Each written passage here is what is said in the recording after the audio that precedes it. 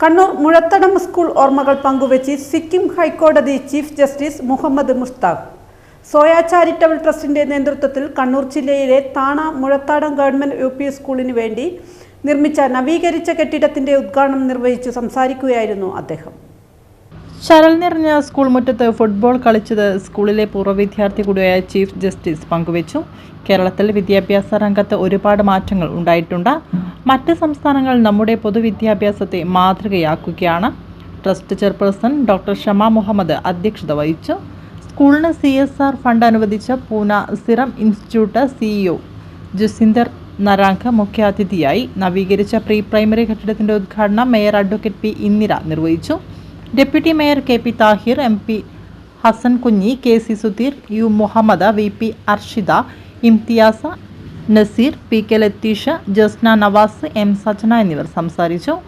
Ward councillor സഹത മാങ്കടവൻ സ്വാഗതവും KP Manoj Kumar നന്ദിയും പറഞ്ഞു. നമ്മുടെ ജീവിതം നമ്മളെ മെച്ചപ്പെടുത്തുന്നത് നമ്മൾ മറ്റുള്ളവരെ അനുഭൂതിയിലൂടെ കാണുന്നത് മാത്രമാണ്. ആ അനുഭൂതി അറിയണമെങ്കിൽ നമ്മൾ എത്തറ്റിക്കലാവണമെങ്കിൽ മറ്റുള്ളവരുടെ ലൈഫിനെ കുറിച്ച് അറിയാം. ആ അറിവുകൾ മാത്രമേ നമ്മൾ യഥാർത്ഥ ഒരു വ്യക്തി എന്നതിൽ മാറ്റാൻ സാധിക്കൂ. എപ്പോഴും വിദ്യാഭ്യാസത്തെ കുറിച്ച് ദീർഘമായ കാഴ്ചപ്പാടുണ്ടായിരുന്നു എന്റെ പിതാവിന്.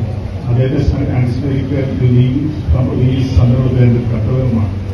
ആ കാഴ്ചപ്പാട് മറ്റുള്ളവരെ ഇടപെടുക, മറ്റുള്ള എല്ലാ മതങ്ങളും കൂടെ ചേർന്ന് ഇടപെടുക, എല്ലാ കാര്യങ്ങളിലും കാഴ്ചപ്പാടുണ്ടാവുമ്പോൾ ഒരു യഥാർത്ഥത്തിൽ ആ മൂല്യങ്ങൾ ഉൾക്കൊള്ളാൻ സാധിക്കും.